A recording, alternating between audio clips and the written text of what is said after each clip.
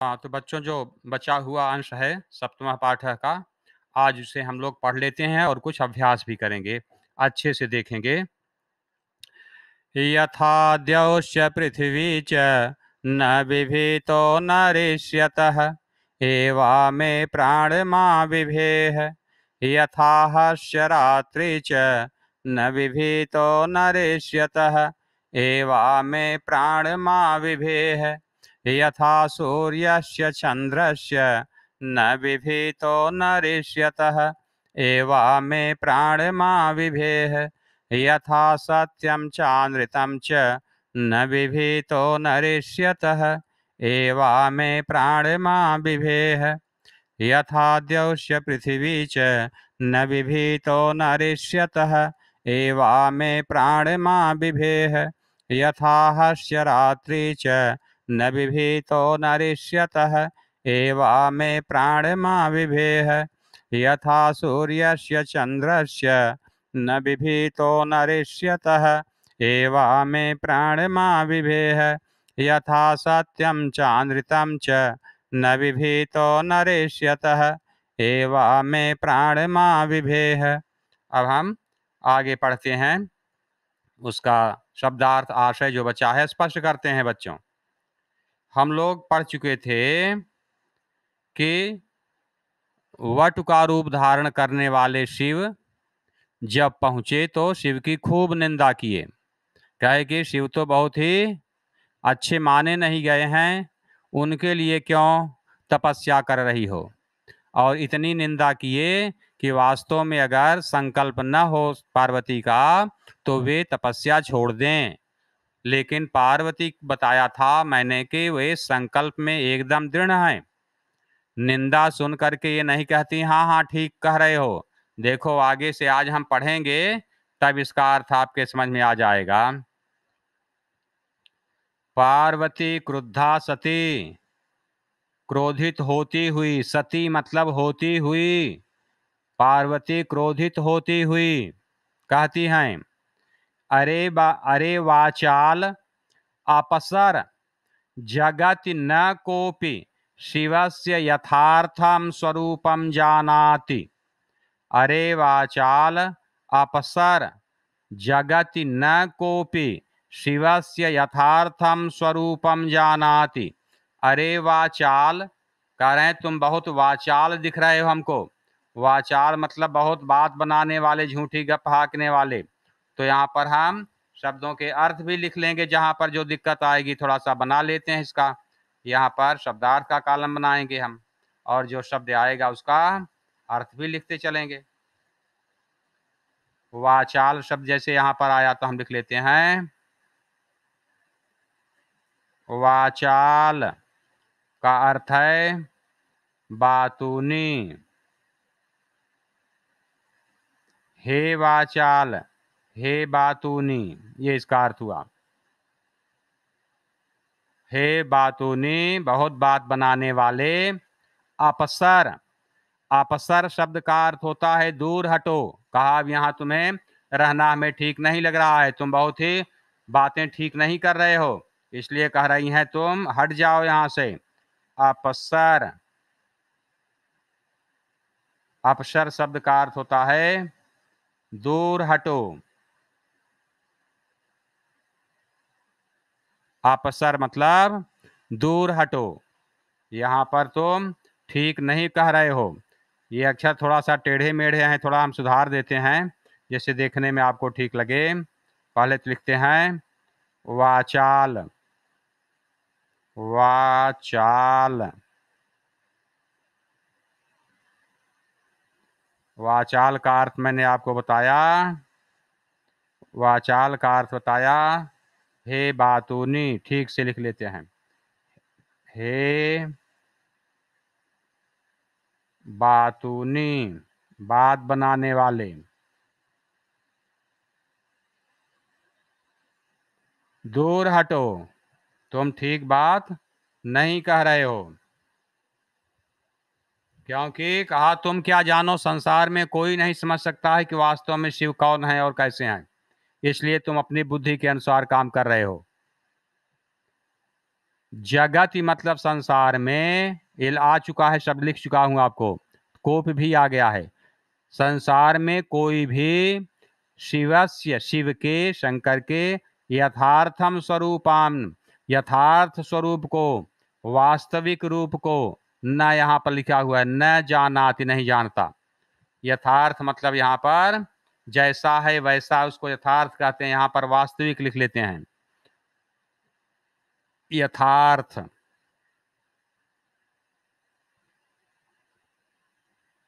यथार्थ का अर्थ होता है जैसा है वैसा। इसको हम आपको समझने के लिए वास्तविक भी कह सकते हैं।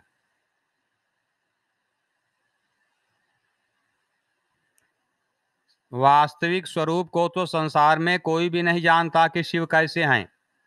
तुम्हारी पहुंच ही नहीं है उनको जानने के लिए, तुम बताओगे क्या? इसलिए तुम केवल झूठी बातें बना रहे हो। जगत संसार में न कोपि शिवस्य यथार्थम स्वरूपम जानाति, कोई भी शिव के यथार्थ स्वरूप को नहीं जानता। यथा त्वम असि तथैव वदसि, यथा मतलब जैसा, त्वम मतलब तुम, असि मतलब हो। जैसा तुम हो, तथैव तथा धन एव बहुत बार बता चुका हूं, वैसा ही वदसि बोलते हो। जैसा तुम हो वैसा ही बोलते हो। तुम, ज्ञान तुम्हारे अंदर है नहीं, इसलिए बिना ज्ञान की बातें करते हो। यथा तुम असि, जैसे तुम हो, तथैव वदसि, वैसे बोलते हो। कहा तुम्हारे अंदर ज्ञान है नहीं, तुम शिव के विषय में जान क्या सकते हो, इसलिए तुम ज्ञान, बिना ज्ञान के हो तो झूठी ही बात तो बोलोगे, इसलिए तुम्हारे पास रहना ठीक नहीं है। कहा कि चलो यहाँ से अब हट जाओ तुम। कह रहे या तो हो सकता है ये हटे, और नहीं हटेगा तब क्या करेंगे? इसलिए कहती है विजयाम प्रति, विजया से कहती है पार्वती, सखी चल, हे सखी चलो, सखी यहाँ से चलो, इसके पास रहना ठीक नहीं है, हमें यहाँ नहीं रहना चाहिए। क्यों नहीं रहना चाहिए? एक बहुत बड़ी बात समझा रहे हैं पार्वती, जिसको हम सभी को इस बात का ध्यान रखना चाहिए, और बहुत कम लोग इस बात का ध्यान रखते हैं। क्या कह रही हैं? यह निंदाम करोति, जो निंदा करता है, दूसरे की बुराई करता है, निंदा मतलब दूसरे की बुराई करना, जो निंदा करता है, सह तु, वह तो पाप भाक भवत एव, पाप भाक मतलब होता है पाप का भागीदार। चाहे तो हम यहाँ पर लिख लेते हैं, लिखा है पाप भाक, पाप भाग शब्द का अर्थ है पाप का, पाप का भागीदार, पाप का भागीदार। कहा कि जो निंदा करता है वह तो पाप का भागीदार होता ही है, उसमें कोई भी बचाव नहीं हो सकता है, तो पूर्ण रूप से बात सत्य है कि उसको होना ही पड़ेगा। यह निंदाम करोति, जो निंदा करता है, सह तो पाप भाग भवत एव, वह तो पाप का भागीदार होता ही है, उसमें कोई संदेह नहीं है। लेकिन उसके अलावा और भी लोग पाप के भागीदार होते हैं। वे कौन? यह शृणोति, जो सुनता है, शृणोति मतलब सुनता है। बहुत बार शब्द आते हैं, फिर भी बार बार आते हैं, आप लगता है भूल जाते होंगे। चलो लिख लेते हैं, शृणोति। शृणोति को दो तरह से लिख सकते हैं, जैसे यहाँ पर इस तरह से लिखा है शृणोति, या कहीं कहीं ऐसे भी आपको लिखा मिलेगा शृणोति। दोनों एक ही हैं, चाहे ऐसा लिखा मिले चाहे ऐसा लिखा मिले, दोनों एक ही हैं। इसका अर्थ होता है सुनता है, शृणोति मतलब सुनता है।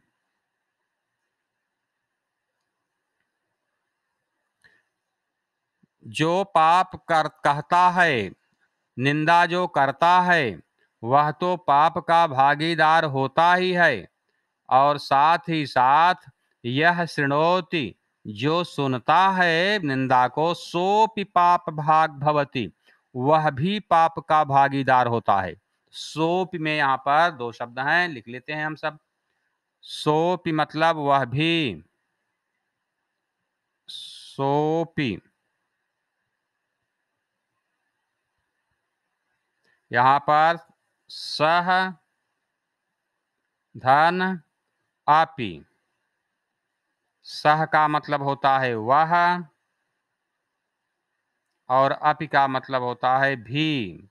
सोपि मतलब वह भी, जो निंदा सुनता है वह भी पाप का भागीदार होता है। तो हम लोग यहाँ, ये तो निंदा कर रहा है लेकिन हम लोग निंदा सुन रही हैं तो हम भी पाप की भागीदार होंगी, इसलिए हमको यहाँ पर नहीं रुकना चाहिए। और कुछ लोग हैं दिन भर निंदा में ही लगे रहते हैं, सोचिए कितना पाप के भागीदार होते हैं। इसलिए हमें निंदा किसी की नहीं करनी चाहिए। पार्वती कह रही हैं इस बात को अपनी सखी से कि देखो, यह निंदाम करोति, जो निंदा करता है, दूसरे की बुराई करता है, सह तु पाप भाग भवति एव, वह तो पाप का भागीदार होता ही है। यह शृणोति, जो सुनता है निंदा को, सोपि पाप भाग भवति, वह भी पाप का भागीदार होता है। भवति मतलब होता है। अब ब्रैकेट में कुछ बात बता रहे हैं। ब्रैकेट में देखिए क्या समझा रहे हैं। पार्वती द्रुतगत्या निष्क्रामति, पार्वती तेजी, द्रुत गत्या मतलब तेज गति से, शब्दार्थ में दिया गया है जल्दी से, तेज गति से।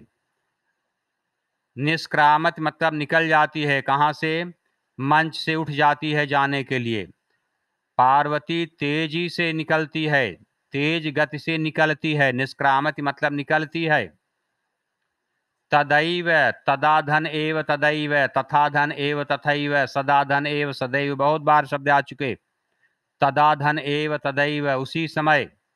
तदैव मतलब उसी समय, तभी।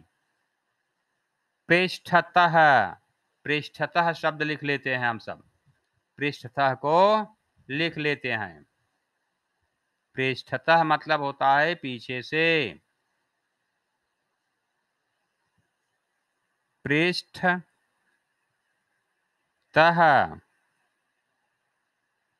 पृष्ठतः मतलब पीछे से, पीछे की तरफ से। जब आगे आगे वह चल देती है तो पीछे से फिर क्या होता है? पीछे से वटोह रूपम परित्यज्य, पीछे से वटु का रूप छोड़कर, परित्यज्य मतलब छोड़ करके, ये शब्द भी आ चुका है कई बार। वटु का रूप त्याग कर, परित्यज्य मतलब त्याग कर, छोड़कर। ब्रह्मचारी का रूप छोड़ दिए, क्योंकि वेश तो धारण किए थे शिव। अब समझ गए कि वास्तव में शिव को ही सबसे प्रधान मानने वाली पार्वती संकल्प में एकदम दृढ़ है और वास्तव में उनकी प्रतिज्ञा नहीं डिग सकती है और उनकी तपस्या को कोई डिगा नहीं सकता। तब फिर तदैव, उसी समय, पृष्ठतः पीछे से, वटोह रूपम परित्यज्य, वटु का रूप त्याग कर, उस ब्रह्मचारी का रूप छोड़कर, शिव तस्याह हस्तम गृहणाति, उनका हाथ पकड़ लेते हैं। गृहणात मतलब पकड़ता है या पकड़ लेते हैं, ग्रहण करते हैं। क्योंकि नहीं हाथ रोक पकड़ेंगे तो भाग जाएगी, इसलिए उनको बात बतानी है, अभी चली जाएंगी कैसे बताएंगे, इसलिए गृहणात का मतलब है पकड़ते हैं। ये देखें बहुत सारे शब्द यहाँ पर लिखे हैं, इसलिए हम नहीं लिखते हैं बार बार उसको, कि आप सोचेंगे कि कई बार ये याद रहा है बार बार लिख रहे हैं। तो यहाँ पर आप देख करके यहाँ से नोट कर सकते हैं। यहाँ पर बहुत सारे शब्द दिए गए हैं, ये यहाँ से बहुत सारे शब्द हैं, आप उसको देखकर, पाप भाग, परित्यज्य, कंपते, प्रीत, यथार्थम, अपसर, ये बहुत सारे शब्द यहाँ पर दिए हुए हैं। जो शब्द मुख्य होते हैं उन्हीं को मैं बताता हूँ, बाकी तो आप यहाँ से देख करके नोट कर सकते हैं। तो चलिए आगे बताते हैं। मैंने कहा था यहाँ अभी आपको कि हाथ पकड़ लेते हैं, शिव उनका हाथ पकड़ लेते हैं। और पार्वती लज्जया कंपते, पार्वती लज्जा से, लज्जा मतलब शर्म, पार्वती लाज के कारण कांपने लगती हैं। कंपते मतलब कांपती हैं, लिख सकते हैं हम इसको। कंपते, कंपते एक वचन है ये, कंपते एक वचन है। कंपते का अर्थ है कांपती है। आदर के लिए हिंदी में बहुवचन का प्रयोग करते हैं, नहीं तो एक के लिए है शब्द भी आता है। कांपती है।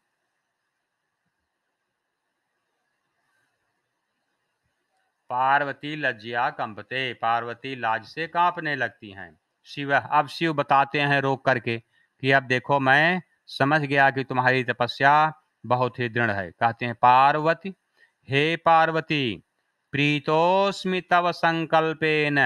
प्रीतोस्मि में दो शब्द हैं, इनको जरूर नोट करेंगे। प्रीतोस्मि, प्रीतोस्मि, प्रीतोस्मि लिख लेंगे। इसका अर्थ होगा, इसका हम अलग अलग करेंगे तो इसका बनेगा प्रीतः, दो हैं संधि के शब्द, संधि विच्छेद करेंगे तो प्रीतः धन अस्मि। प्रीतः का मतलब होता है प्रसन्न, प्रीतः का मतलब है प्रसन्न, और अस्मि का अर्थ होता है हूँ। प्रीतः अस्मि मतलब प्रसन्न हूँ। किस चीज से प्रसन्न है? कहा मैं प्रसन्न हूँ तब संकल्पेन, तुम्हारे संकल्प से, तुम्हारे दृढ़ निश्चय से। ऐसा तुमने संकल्प किया है कि उससे डिग नहीं सकती हो, तो मैं तुम्हारे संकल्प से एकदम, तुम्हारी प्रतिज्ञा से, संकल्प मतलब प्रतिज्ञा, तुम्हारी प्रतिज्ञा से मैं प्रसन्न हो गया हूँ। और आद्य प्रभृति, आज से, आद्य मतलब आज, प्रभृति मतलब से, आद्य प्रभृति का अर्थ लिख लेते हैं हम। आद्य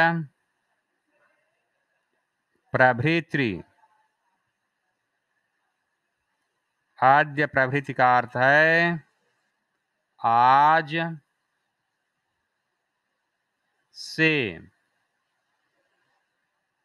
आद्य प्रभृति आज से, आज से मैं, आद्य प्रभृति हम, आज से मैं तव तपोभि, तुम्हारी तपस्या के कारण, कृतदासोस्मि, कृतदासोस्मि को लिखकर इसको समझते हैं हम सब।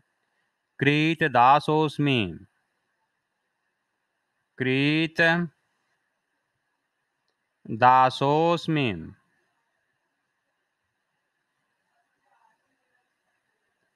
कृतदासोस्मि, कृतदासः, कृतदासः, और अस्मि मतलब हूँ। कृतदासः का अर्थ होता है खरीदा हुआ, खरीदा हुआ, दास मतलब सेवक, नौकर, गुलाम, अस्मि मतलब हूँ, खरीदा हुआ सेवक हूँ। ये कृतदास क्या होते थे बच्चों पुराने समय में? कभी कुछ लोग ऐसे थे कि आदमी जो होते थे उनको खरीद लेते थे, जो एकदम गरीब किस्म का होता था, कुछ नहीं रहता था, ऐसे आदमी को खरीद लेते। स्लेवरी सिस्टम होता था वो पुराने समय में, ऐसी कोई बात। तो अगर कोई किसी को खरीद लेगा तो जो कहेगा वह, खरीदा हुआ आदमी वही काम करेगा, मतलब अपनी बुद्धि से वो काम नहीं करेगा, उसका मालिक जैसा कहेगा वैसा ही करेगा, क्योंकि वो खरीदा हुआ है, उसकी बुद्धि से कोई काम नहीं होना है। इसलिए कह रहे हैं कि मैं तो अब कृत दास हूँ, उसमें मतलब मैं खरीदा हुआ दास हूँ। कहने का ये अर्थ है कि अब तो मैं तुम्हारे हाथ से जैसे बिक गया हूँ, तुम मुझको खरीद ली हो। तब क्या होगा खरीद लेने पर? मतलब जो जो तुम कहोगी मैं वही काम करूंगा। अब मैं अपने मन से कुछ काम नहीं करूंगा, अब तो मैं तुम्हारे द्वारा खरीदा हुआ एक दास हो गया हूँ। इसलिए अब मैं प्रसन्न हो गया हूँ।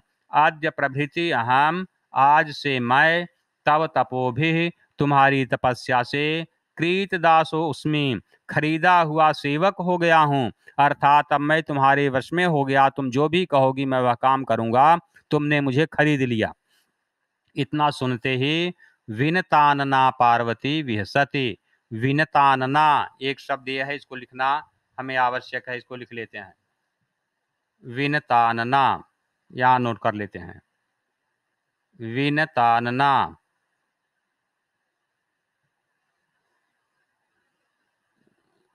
विनतानना,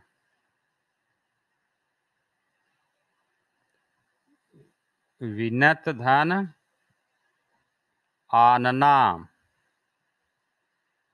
का मतलब है मुख को नीचे की हुई, झुकाए हुए, मुख को नीचे किए हुए, नीचे मुख वाली या मुख को नीचे मुंह वाली लिख लेता हूँ। या विनतानना मतलब मुख को नीचे किए हुए, किए हुए, इस तरह से इसका मतलब होगा। विनतानना मतलब मुंह को नीचे किए हुए, विनतानना मुंह को नीचे किए हुए।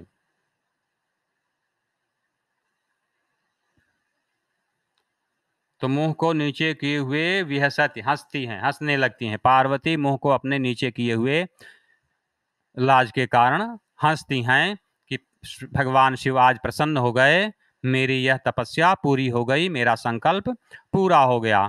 तो इस संवादात्मक पाठ के माध्यम से, नाटक शैली में लिखे गए पाठ के माध्यम से, पार्वती और शिव की कहानी के माध्यम से हम लोगों को यह शिक्षा दी गई कि किसी कार्य को पूरा करने के लिए अगर हम दृढ़ संकल्प से कार्य करते हैं तो निश्चित रूप से हम लोगों का कार्य पूरा हो जाता है, उसमें कोई संदेह नहीं है। इसलिए हमें कार्य करने में बहुत ही अच्छे ध्यान लगा करके करना चाहिए, संकल्प के साथ करना चाहिए। तो यह पाठ मैंने आज आपको पढ़ा दिया। पूरे पाठ का शब्दार्थ बहुत अच्छे ढंग से आप लिख लेंगे। अब इसके बाद अभ्यास का नंबर आता है। चलो अभ्यास की तरफ पहुंचते हैं। अब हम अभ्यास की तरफ पहुंचते हैं बच्चों। ये देखो लिखा है अभ्यासः। अभ्यासः देखेंगे। पहला प्रश्न है उच्चारणम कुरुत, उच्चारण कीजिए। पहले तो हम उच्चारण कर लेंगे, उसके बाद इसके विषय में आपसे चर्चा करेंगे। चलो जोर से पढ़ पढ़ करके सीखते हैं। आप देखिए, केवल अपनी पुस्तक में देखते जाइए मैं कैसे पढ़ता हूं। अभवत, न्यवेदयत, तपति, वदति स्म, वदति, गच्छति स्म, अकथयत, अपूजयत, प्राविशत, वसति स्म, चरति स्म, अकरोत्, अगच्छत्, स्वपिति, अवदत्, रक्षति स्म, करोति स्म, पठति स्म। ये सब क्रियाएं हैं, फिर से देख लें।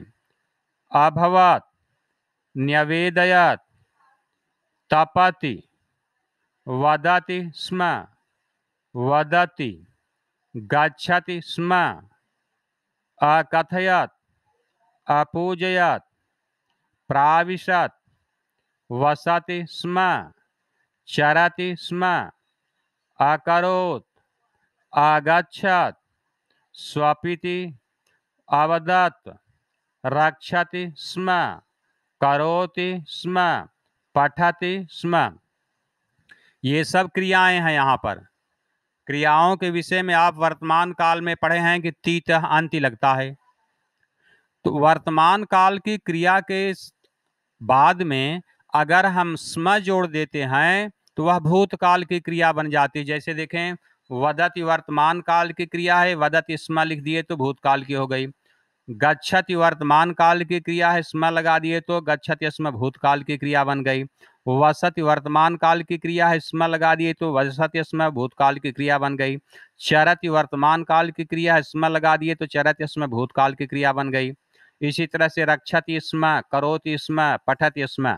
तो वर्तमान काल की क्रिया के आगे स्म लिख देंगे तो वह भूतकाल की क्रिया बन जाएगी।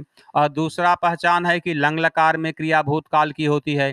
और लंग लकार में आपको मैंने सिखाया था कि सबसे पहले अ दिखाई देता है तो हम उसको लंग लकार का समझ करके उसको फिर खोजते हैं। जैसे अवधत, फिर अकथयत, अपूजयत, अकरोत, अगच्छत, अवदत, ये अ वाले हैं, ये भूतकाल की क्रियाएं हैं।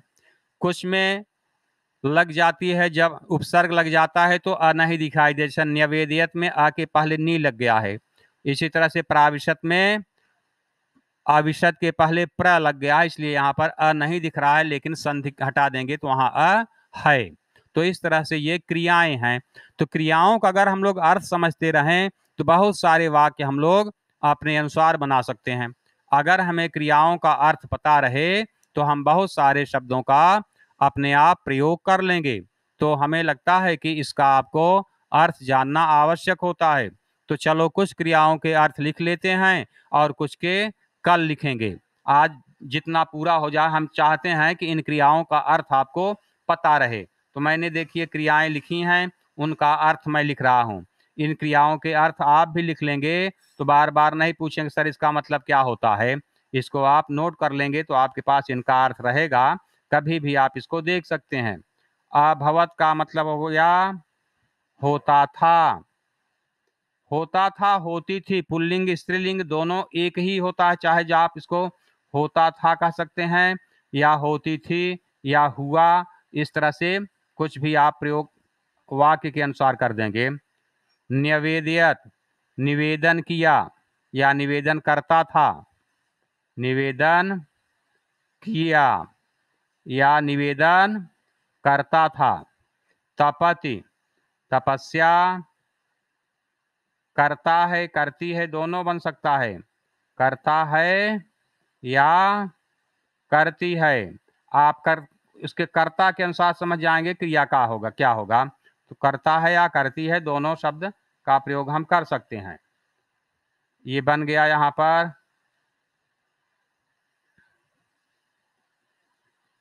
वदत यश मतलब बोला या बोलती थी या बोलता था, जो भी आप लिख सकते हैं।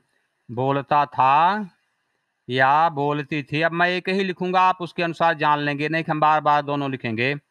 बोलता था या बोलती थी या बोला, इस तरह से आप बना लेंगे। वदति मतलब बोलता है, कहता है, बोलता है। गच्छति मतलब जाता है, गच्छति यस मतलब जाता था या जाता है या जाता था या जाती थी या गया, जाता था, जाती थी या गया। अकथयत मतलब कहता था या कहा, कहता था या कहती थी। अपूज्यत मतलब पूजा करता था या करती थी। प्राविशत मतलब प्रवेश किया या करता था। वसत यश मतलब रहता था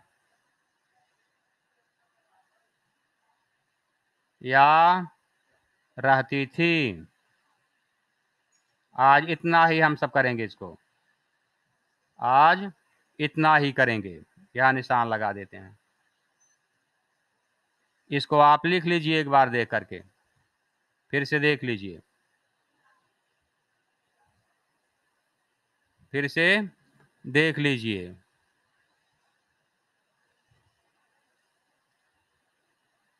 अभवत होता था या हुआ। निवेदियत निवेदन किया या निवेदन करता था। तपति मतलब तपस्या करता है या करती है। वदत यस मतलब बोलता था या बोलती थी। वदति मतलब बोलता है। गच्छत इसमें मतलब जाता था या जाती थी। अकथयत मतलब कहता था या कहा या कही, कहता था या कहा, दोनों तरह से। पूजा करता था, अपूजियत या पूजा करती थी। प्राविशत मतलब प्रवेश किया, और वसत यस मतलब रहता था या रहती थी। तो इस तरह से आप इतने शब्दों का अर्थ आज लिख लें। इसके बाद मैं अगले दिन लिखाऊंगा, इसको अच्छे से देख करके नोट कर लें। और नोट करने में अगर कहीं दिक्कत है तो मैं वीडियो भेज दूंगा, उसको देख करके आप लिख लेना। अभी तो मैं यहाँ लगाया हूँ, जिसको नोट करना हो देख करके नोट कर लें, एक बार अच्छे से देख करके नोट कर लें। केवल शब्दों का अर्थ भी लिख लें, शब्द तो आपको पुस्तक से हैं, वहाँ से देख लीजिएगा। तो इस तरह से जो पुस्तक का पहला अभ्यास है उसी को मैं यहाँ पर किया हूँ कि अर्थ बता दूं, थोड़ा क्रियाओं का आपको अर्थ पता चल जाए तो इन सभी क्रियाओं का आप प्रयोग करने लगेंगे। अर्थ लिख लीजिए। ये 10 शब्दों का अर्थ मैंने लिखाया है यहाँ पर, 10 शब्दों का अर्थ नोट कर लीजिए। अभवत्, न्यवेदयत्, तपति, वदति स्म, वदति, गच्छति स्म, अकथयत्, अपूजयत्, प्राविशत्, वसति स्म। यहाँ तक कर लीजिए, जिससे कि हम इसके बाद फिर आपको पढ़ाएं। आज आप इतना ही काम पूरा करेंगे, यहाँ तक पूरा कर लीजिए। मुझे लगता है कर लिए होंगे, ये आप लिख लिए होंगे, क्योंकि बहुत देर से मैं यही दिखा रहा हूँ। और जो नहीं लिख पाए होंगे वे देख करके नोट कर लेंगे अपने, हम जो भेजेंगे वीडियो उसको देख करके नोट कर लेंगे। चलिए आज मैं यहीं पर अब रोकता हूँ स्क्रीन को।